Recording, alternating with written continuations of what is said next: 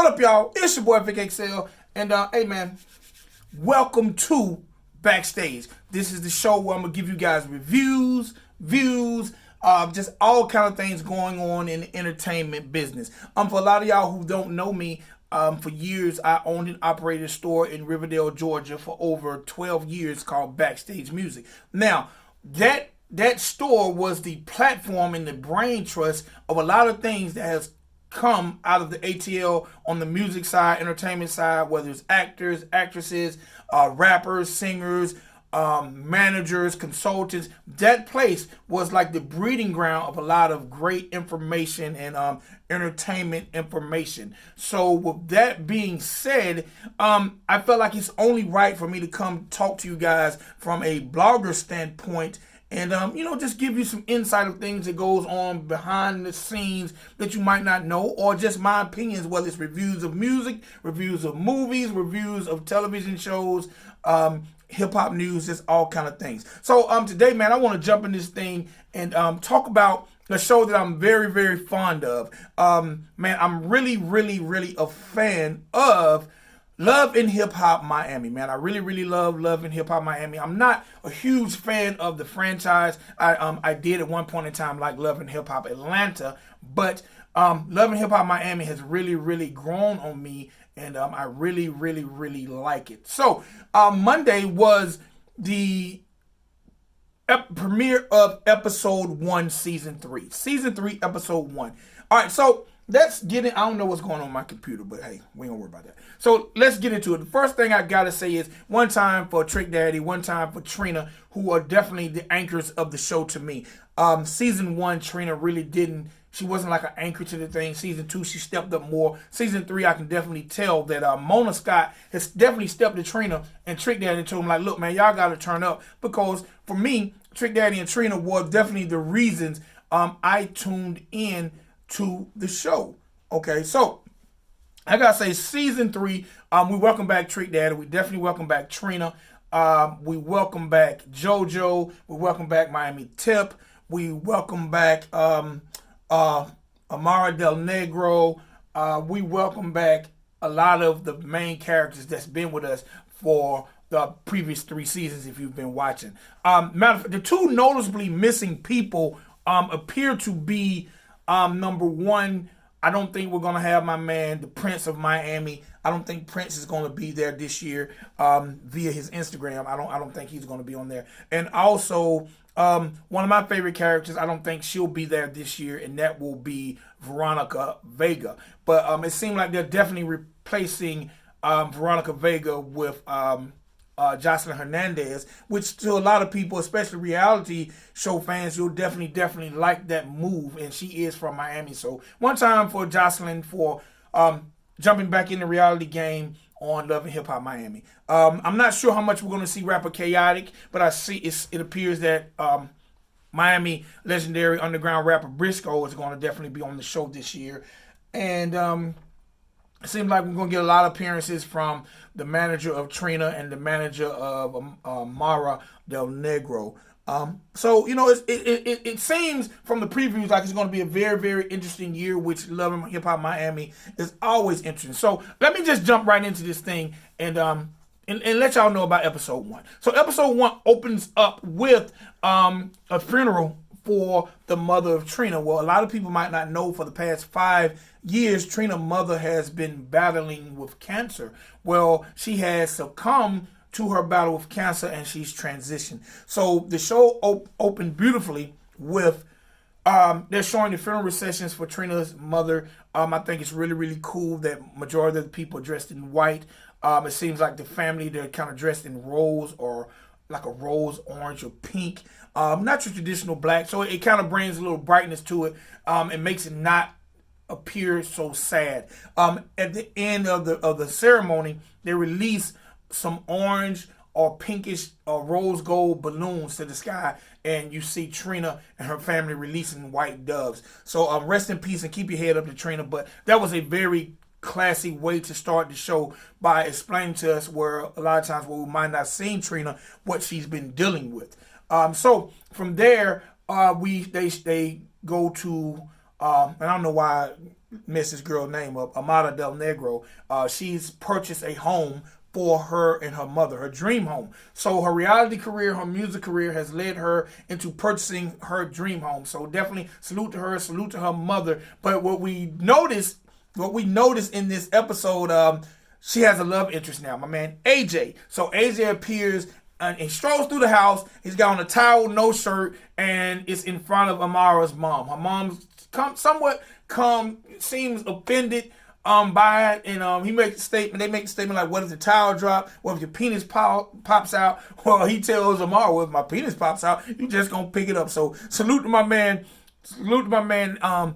MJ for definitely coming through, snatching some attention and letting the world know that he is the man of the house and he is Amaro's love interest. Again, one time for her mom and her for getting that dream house. So that is the introduction of a new player to the game, my man MJ, who actually is the brother of Shay Johnson. You might know her from season 2. You might know her from Love and Hip Hop Atlanta. You might know her from Flavor of Love.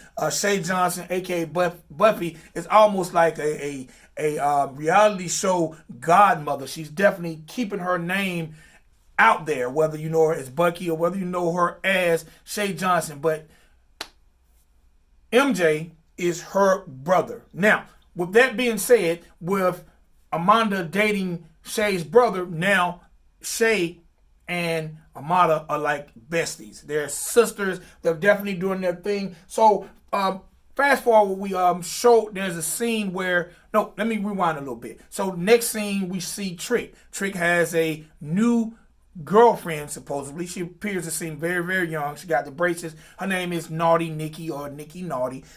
She's moved in with Trick. We see Trick cooking breakfast for her and him. They're talking about, what's going to be going on for the day, because it appears that Trick will be opening a restaurant, a soul food restaurant called Sundays. So as he's preparing her for the restaurant Sundays, she asks him about his soon-to-be former wife, Joy.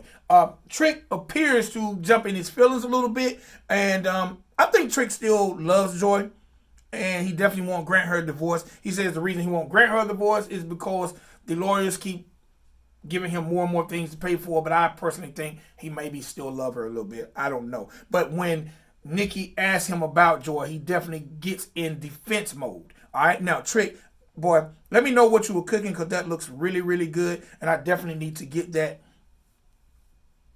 in my area. I got to figure out what you hooked up. I definitely need to get that. But we see Trick now has a new love interest. She got the braces and all.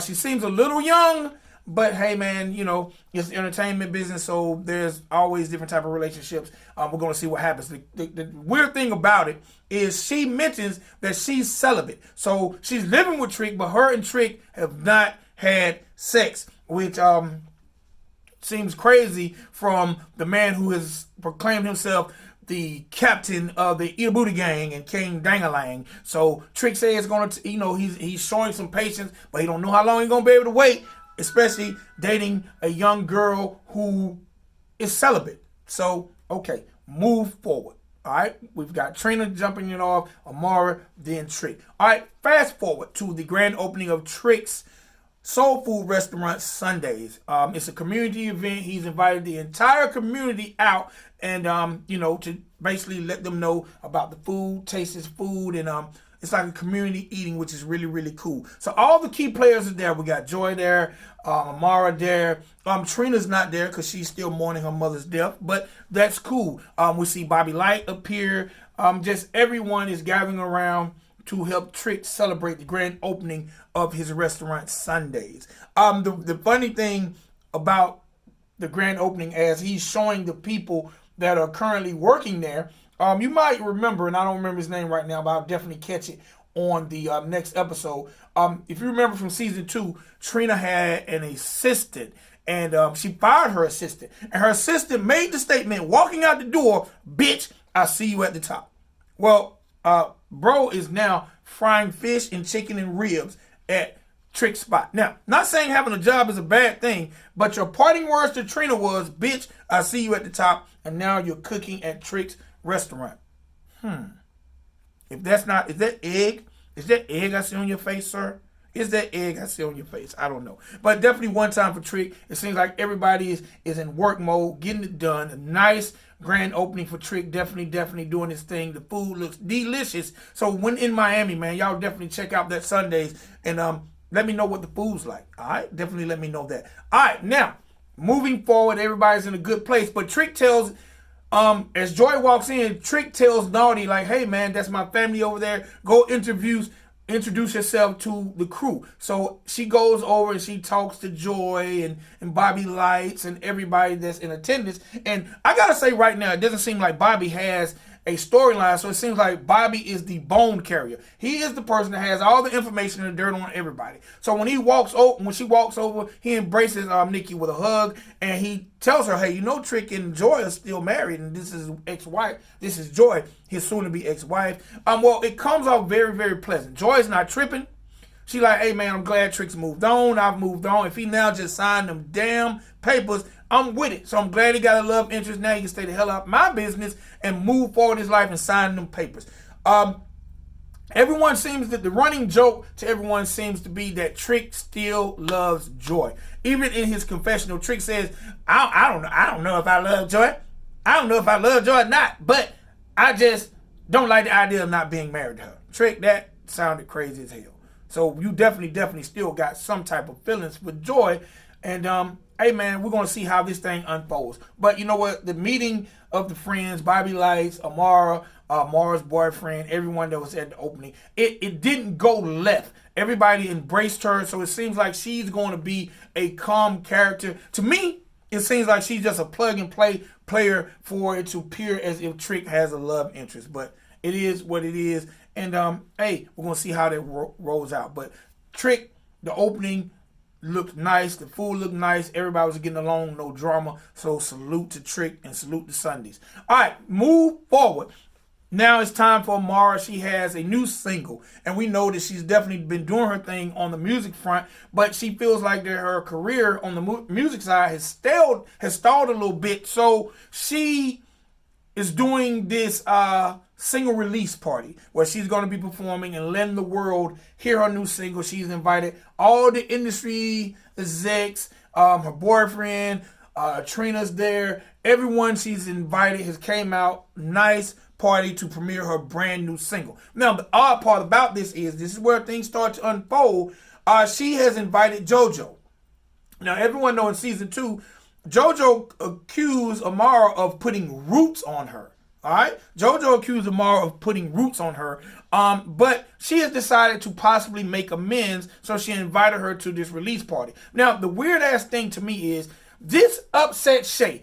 Because Shay feels like, I'm your friend now. I'm your bestie. I'm your sister. Why would you invite someone who is detrimental to me, who is detrimental to you, who means you no good, means me no good, has spoke ill about me, spoke ill about you in interviews, social media. They've done everything to tear down our friendship. Why would you do that? Why would you be so disloyal? So Shay is bugging.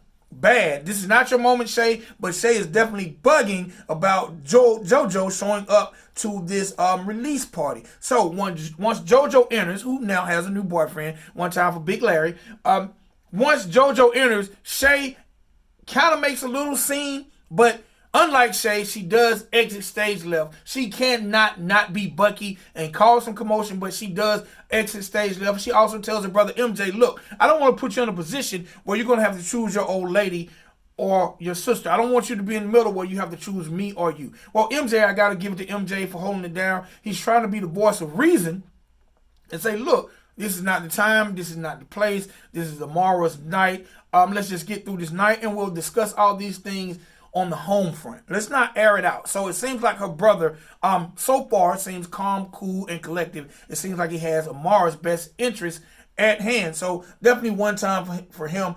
Shay leaves. All right. She never has a confrontation with JoJo, which is very, very cool. Which leads to JoJo and Amaro having their long-awaited conversation. All right. This is where we, the viewers, say, okay, this girl is fin to make up. Well, she calls her to the back and she's like, look, I'm glad you came. I invited you. But in the process of me inviting you, I had time to revisit the entire situation.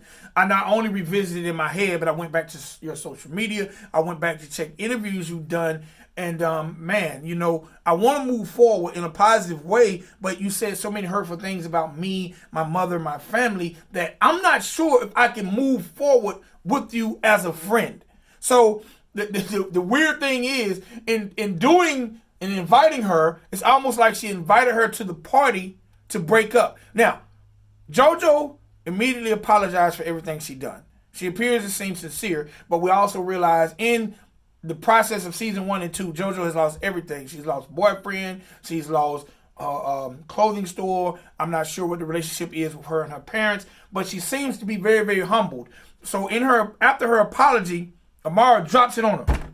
I don't know if I can forgive you. We can move forward, but I don't know if I can forgive you and we can be besties again. So that's how that thing plays out right there. No drama, an adult conversation, but they basically agree to disagree and move forward in life, but not as friends as of now. The event closes with a very stunning performance by Amaro. I think the song is really, really dope. If y'all get a chance, definitely check out Amaro's new single. I hope it does well. Her attempt is to get it on radio nationwide. So hopefully all her fans and friends and family will get behind her and push that and request that song in radio, because it's a really, really cool song.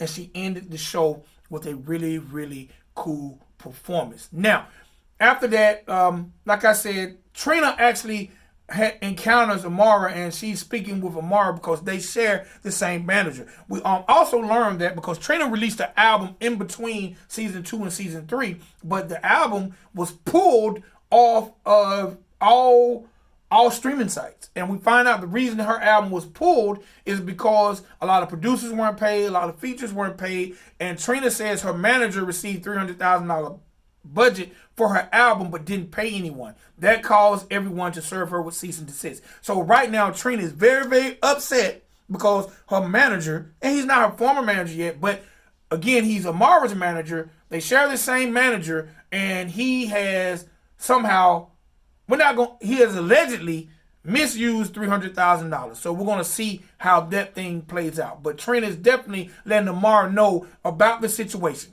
Now, going back to my man Bobby Lights, who I've always liked as a character, it seems like Bobby Light has been carrying all the information. He was the person who addressed Nikki and introduced Joy. He was the person who basically told Amaro about Trina's manager stealing the $300,000. It seems like episode 1, Bobby was the dog that carried the bone. Bobby, I hope they find a bigger role for you, because unfortunately, because Bobby is gay, I hope that this season they don't play you like this cackling gay hen who is just in the middle of all the drama. Because in this episode, you definitely carried the bone to every situation, whether it's Nikki and Joy, whether it was Trina and Amaro, even whether you were the person who told Shay that Amaro invited JoJo. Bobby, I don't know what your purpose is. I don't know if you're trying to be the stick that stirs the pot.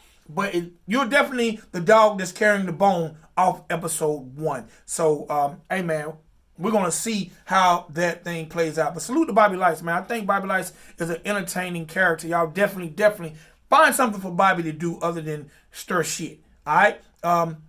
So that's basically it in a nutshell for episode 1. We basically, they interjected what's been going on with Trina's life. They let us know where Trick and Joy stand with their divorce and his new love interest. They also let us know about Amaro, her new home, her mother, and their relationship was still strong, and her new boyfriend, and what's going on with Amaro's music career. The show ends with they keep just showing these preludes of Jocelyn. Bitches, I'm back. Jocelyn is definitely back.